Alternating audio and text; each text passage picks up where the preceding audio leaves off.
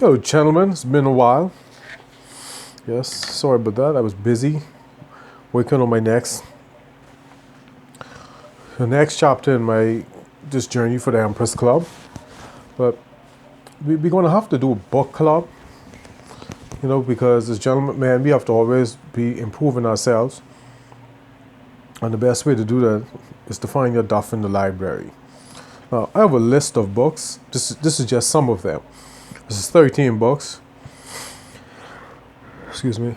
So, for you to read and to check out.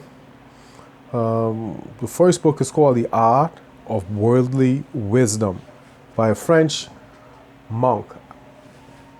My French isn't good, so forgive the pronunciation. I'm going to have it in the description. I'm going to have all the names down.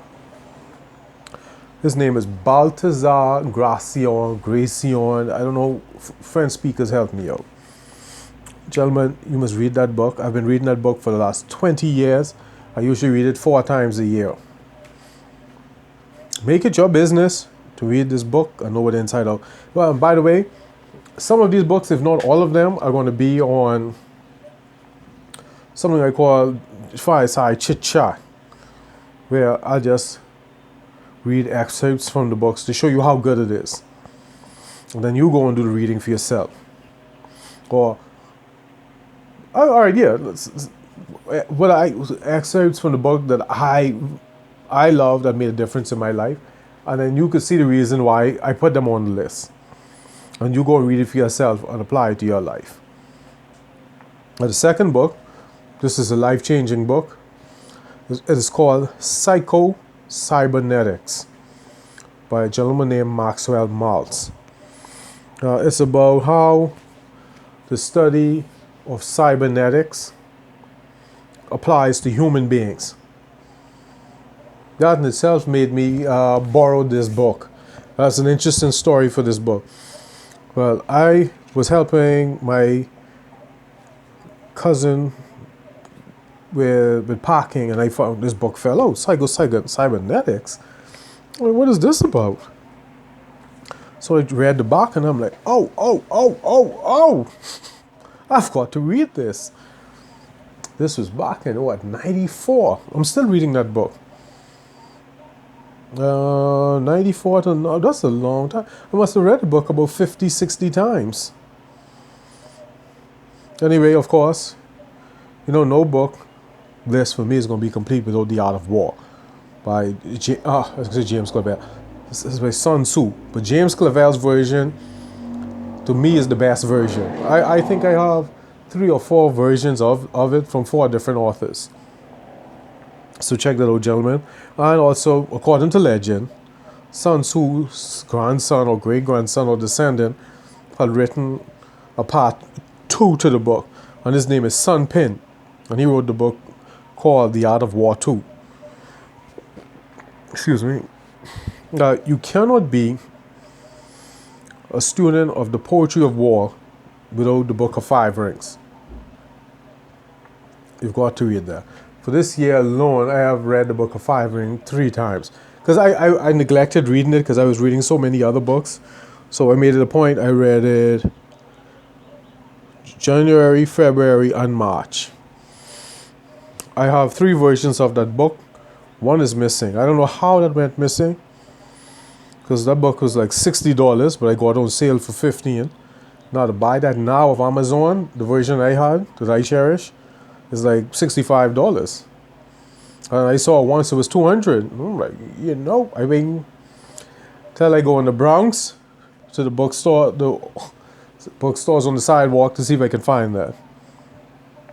You have to read the Book of 5 Rings by Miyamoto Musashi. And also the Hagakure by Tetsunobu Yamamoto. Excuse me. Now, how I came across this book was through the movie Ghost Dog. When you read this book, watch Ghost Dog. It'll make you appreciate the book more, to see how he applied what he learned in the book to his life in the modern times. Even though the movie's like 20 years old. But I've been reading the book for that long. Of course, all the books by Napoleon Hill. I came across Napoleon Hill as a young man. I was in 10th grade, so that made me about 15. I came across Think and Grow Rich. That book changed my life. I cannot tell you how much times I read it because I stopped counting after 60.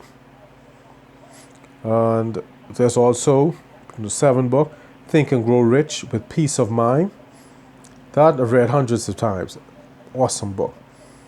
Oh, this isn't on the list. I knew it was another one. Positive Mental Attitude. Let me write that down. Positive Mental Attitude. By Napoleon Hill also. That book has to be in your library, gentlemen. Okay, now I read it about 20 times. It's a big book. It takes a while to get through it. Make it your business, A, to have that book in your library, and 2, to become very, very familiar with it. Now, through Napoleon Hill, I came across Waldo Emerson. For me, Mr. Emerson has a lot of work, but self-reliance, let that be the first book in your venture into his mind. Self-reliance. Through him, Emerson, I came across Henry David Thoreau. I never really bought. I can't find a book. I had a book of his, but anyway, that's on my to-do list. I have about $1,000 worth of books on Amazon to buy now. It was funny thinking of this list to share with you. I added another $200, $300 to the list of books. Yep, and I got to go to the used bookstore the same weekend because it's Thursday. Saturday, I'm going to the used bookstore to do some shopping. I usually give them 3 months because they usually have good stuff come in or new stuff come in every 3 months. But anything by Emerson, but you can start off with self-reliance. And don't forget Henry David Thoreau. I think that's his name.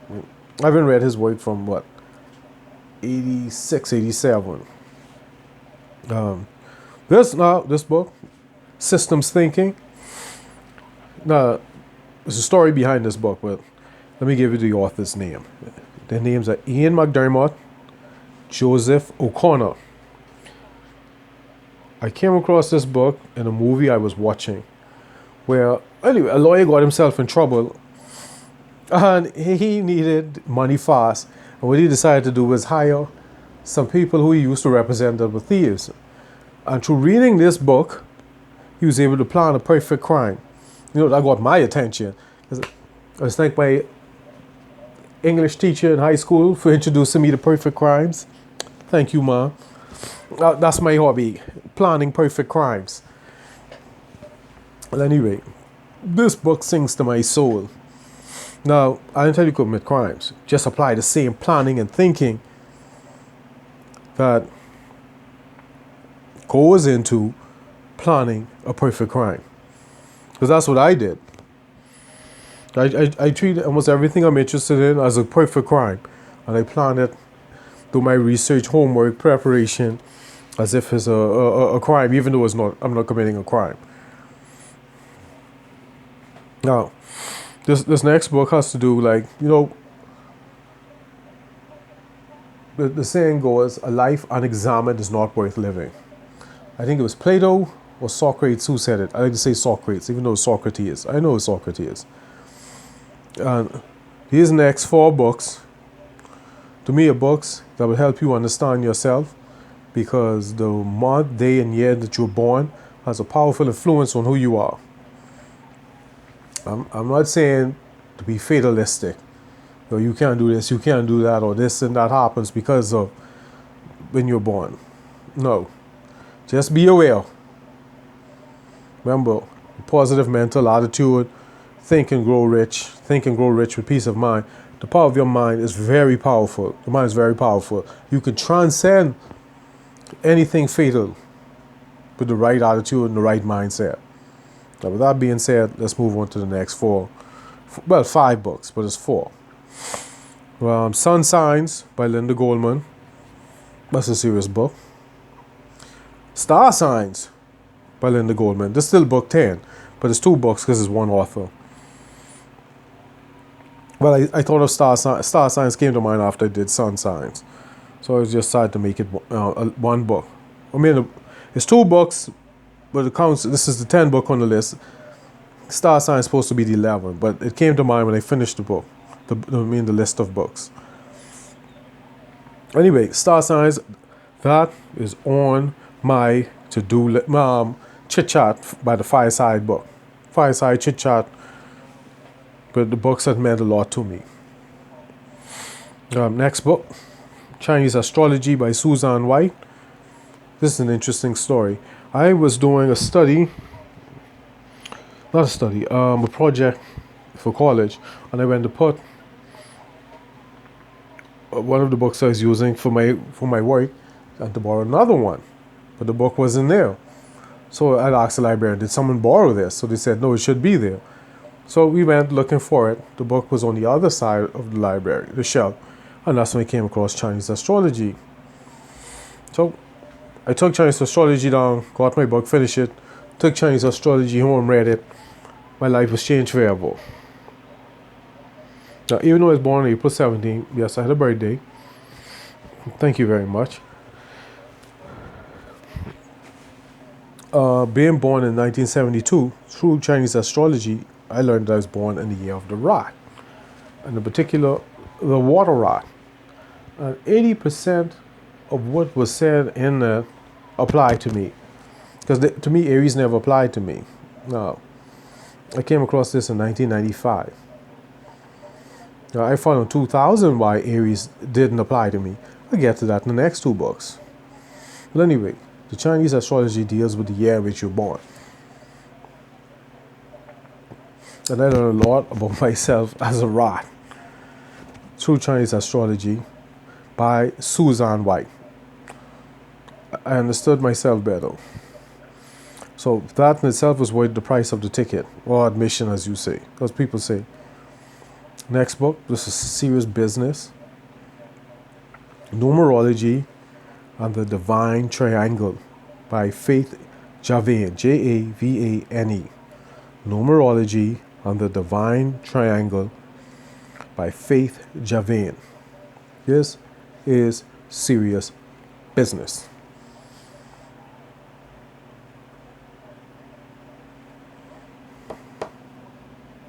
This is a very comprehensive book. When people talk about knowledge of self, like, I think I said it before in the Empress Club, Know Thyself. Like, what am I going to do, interview myself? So I always thought it was stupid when they say, man, know thyself. But no one ever told you how to do it. This book, Numerology and the Divine Triangle by Faith Javane, is serious business. This is the Rosetta Stone to the puzzle and the reason as to why you've incarnated on this plane, on Earth, right now. When I say right now, the day you were born. When you read the book, you'll get it. The 13th book, just another awesome book from a different point of view. It's called Numerology with Tantra, Ayurveda, and Astrology. It's an Indian book by Harish Johari. I devoured this book. When I would go to work on the train from 174th to 51st Avenue on the 4 train, I would read every single thing about me. Through the Numerology and the Divine Triangle and Numerology by Harish Johari, I understand why I wasn't a typical Aries. Why being born on the 17th had something to do with it.